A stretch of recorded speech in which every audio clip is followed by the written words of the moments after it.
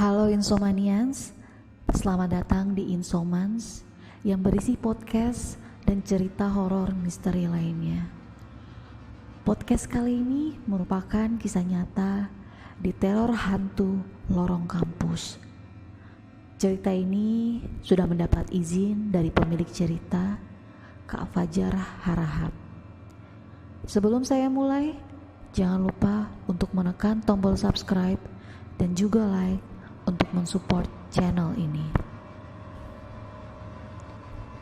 Kali ini aku akan bercerita pengalaman menyeramkan dari salah satu teman dekatku yang tidak akan pernah dia lupakan seumur hidupnya. Sebut saja Roy. Roy ini adalah salah satu teman dekatku di kampus, namun kami beda jurusan dan fakultas. Oke. Di sini saya akan bercerita berdasarkan sudut pandang orang pertama, yaitu sebagai Roy. Namaku Roy, aku kuliah di salah satu universitas ternama di kota B. Namun karena aku berasal dari kota A, maka selama kuliah di kota B ini, aku tinggal sebagai perantauan di salah satu kosan yang berada tidak jauh dari kampus. Suatu hari, aku hendak berangkat ke kampus, dan sebelum berangkat, seperti biasa aku nyamper teman kelasku, panggil saja dia Samsul. Kebetulan kami satu kosan, dia di lantai 1 kamar nomor 4, dan aku di lantai 2 kamar nomor 7 dekat tangga. Karena gak ada kendaraan dan jarak dari kosan ke kampus cukup dekat, kami berangkat dengan berjalan kaki. Jadi kosanku ini lokasinya tidak terlalu jauh dari kampus. Kosannya tidak terlalu luas, terdapat 8 kamar, 4 kamar di lantai 1 dan 4 kamar lagi di lantai 2. Tepat di halaman depan kosanku terdapat pohon mangga yang tidak terlalu besar. Lantai 2 cuma ada 2 kamar. Kamar nomor 5 di atas kamar nomor 1, kamar nomor 6 di atas kamar nomor 2. Begitu juga seterusnya. Kosanku ini memiliki fasilitas yang tidak terlalu lengkap. Hanya kamar mandi dalam, kasur busa, dan lemari pakaian. Semua kamar yang ada di kosan ini dihuni oleh cowok. Jadi gini ceritanya. Setelah perkuliahan selesai, waktu sudah menunjukkan pukul 5 sore. Tanda sebentar lagi matahari akan bertukar posisi dengan bulan. Dan perlu kalian tahu kalau aku ini cukup aktif dalam organisasi. Setelah perkuliahan selesai, aku tidak langsung balik ke kosan karena aku ada rapat organisasi yang dilaksanakan pukul 6:30 sore di gedung fakultasku, sebut saja Fakultas A. Pada saat rapat berlangsung, semuanya cukup aman, tidak ada kejanggalan apapun. Ketika jam menunjukkan pukul 8:30, rapat pun selesai.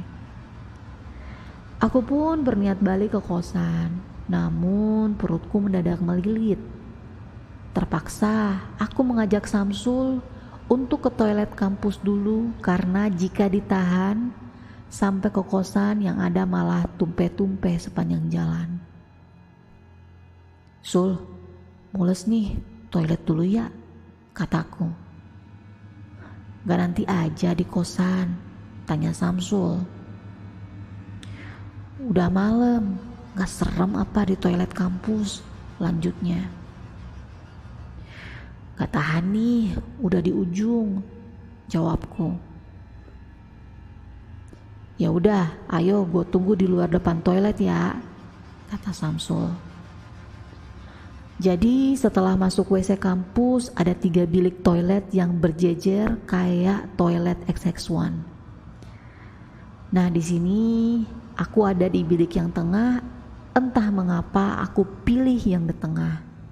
Padahal tiga-tiganya kosong semua.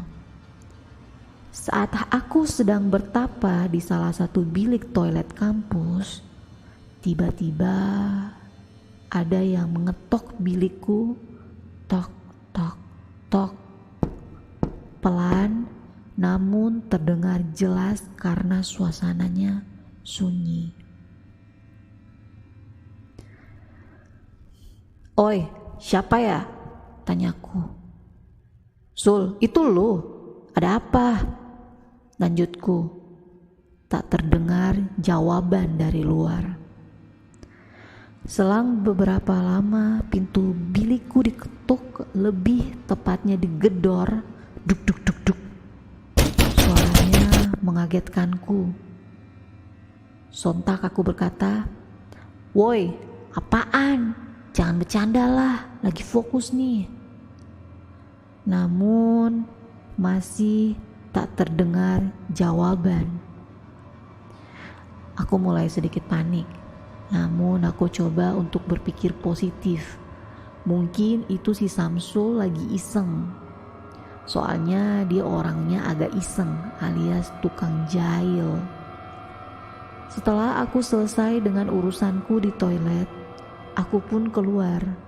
Namun saat keluar aku kebingungan karena tidak ada Samsul di depan toilet. Lah, si Samsul kemana? Kataku. Aku cek sekitar dan tetap tak terlihat batang hidungnya si Samsul. Kampret lah, ninggalin gitu aja, kataku. Karena dicari tidak ada, aku pun berencana langsung balik ke kosan sendirian karena sudah larut malam. Saat aku keluar dari gedung fakultas, aku melihat Samsul. "Oi Sul," kataku. Samsul terlihat kebingungan. Roy, kok lu ada di belakang gue?" tanya Samsul. "Harusnya gue yang nanya, kok lu main tinggal-tinggal aja?" kataku. "Katanya mau nungguin depan toilet," lanjutku. "Bukannya tadi lu udah keluar?" tanya Samsul.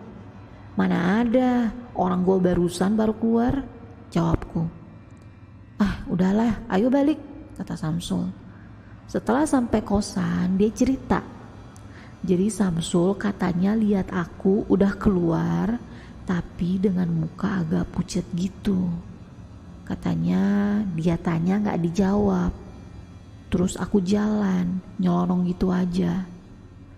Samsul ikutin lah. Pas di lorong depan fakultas, tiba-tiba aku manggil dia dari belakang dan sosok yang menyerupai aku hilang. "Terus tadi siapa anjir?" kata Samsul dalam pikirnya. Beberapa hari berlalu setelah kejadian pintu toilet yang digedor.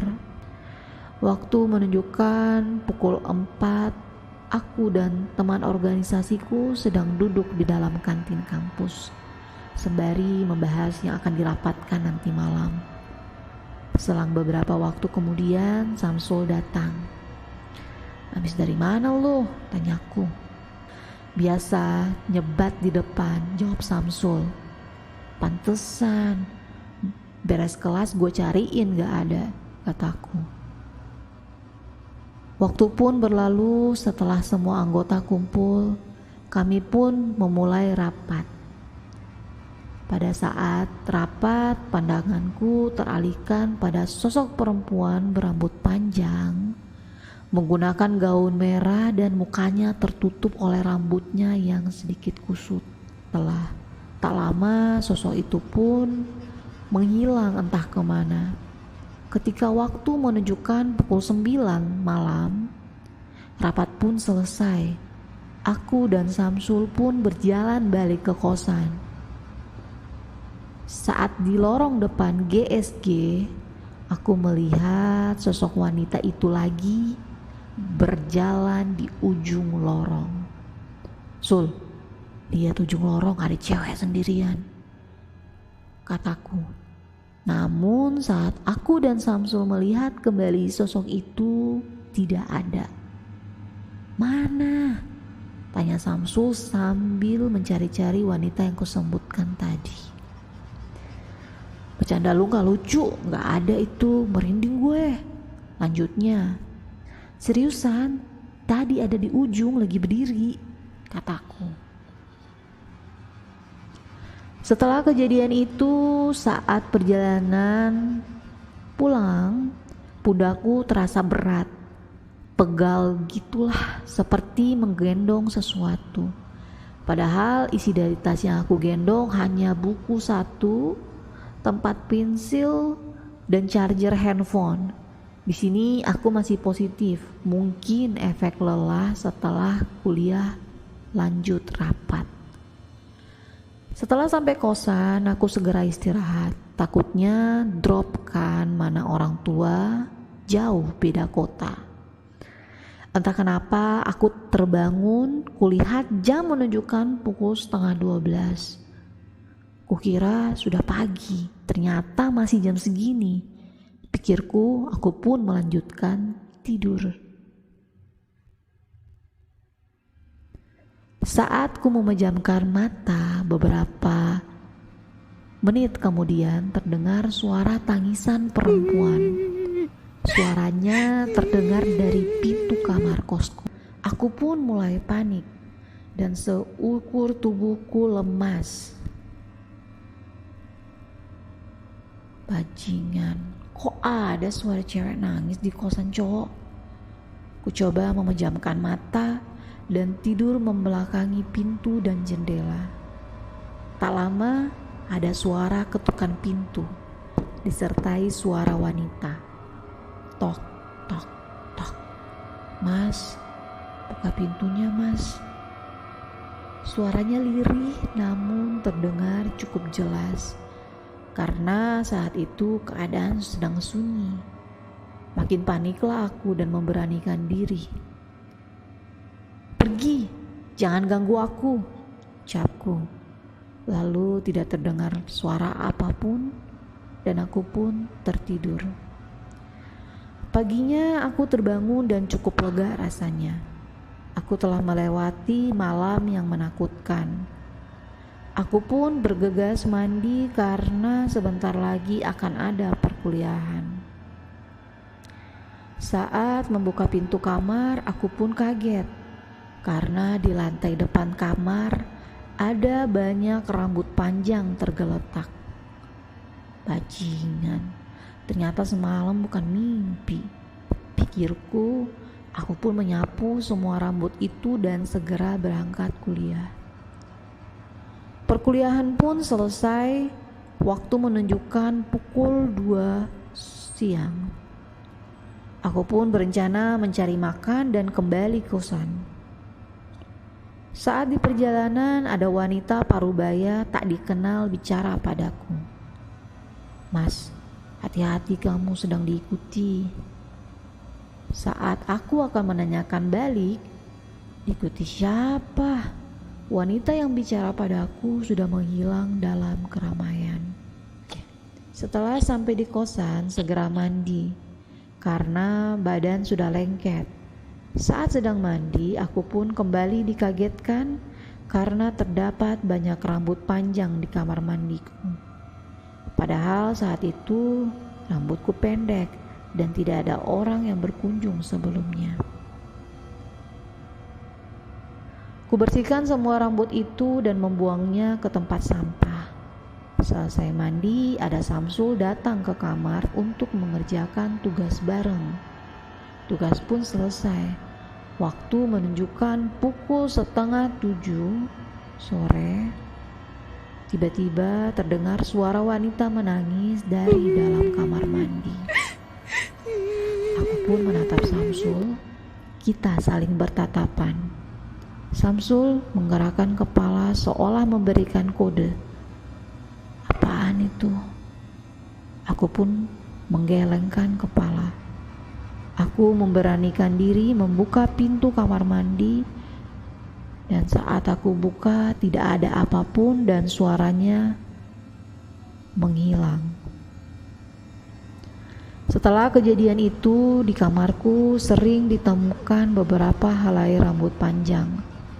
Padahal tidak pernah ada wanita atau teman kelasku yang rambutnya panjang berkunjung ke kamar kosanku. Sampai di suatu malam, saat waktu menunjukkan pukul 2 malam, aku pun terbangun, namun aku tak bisa menggerakkan seluruh tubuhku. Hanya mata yang bisa kugerakkan, melihat ke depan dan ke samping. Lama-kelamaan aku mulai melihat ada sosok yang duduk di atas tubuhku. Semakin lama, semakin jelas. Mukaku dan mukanya berhadapan, hampir bersentuhan. Kulihat dengan jelas mukanya yang rusak dengan bola mata yang keluar menggantung hampir jatuh. Karena saking ketakutannya, aku pun pingsan. Aku pun terbangun pukul 8 pagi. Aku mulai bercerita ke temanku yang beda jurusan. Dia orangnya indigo. Panggil saja Seto. Tok, akhir-akhir ini gue banyak kejadian aneh di kosan. Iyalah, orang itu ada yang ngikutin kamu, kata Seto. Seriusan, Tok? Jangan nakut-nakutin ah, kataku. Serius, dia yang biasa di lorong GSG, kata Seto. Seto pun mencoba berinteraksi dengan sosok wanita yang mengikutiku. Dia suka karena kamu jarang sholat, lanjutnya. Tok, serius Tok, jangan nakut-nakutin, kataku. Iya sih, emang gue jarang sholat, lanjutku. Ya udah makanya rajin sholat sama ngaji kalau sehabis maghrib, kata Seto. Oke deh Tok, kataku. Setelah kejadian ini, aku pun mulai untuk rajin sholat dan ngaji selepas sholat maghrib. Namun saat aku sedang sholat, banyak sekali gangguan seperti lemari plastik kosanku bergeser sendiri, botol jatuh, kadang terlihat bayangan sosok perempuan lewat depan jendela. Namun setelah beberapa bulan sudah tidak ada gangguan lagi.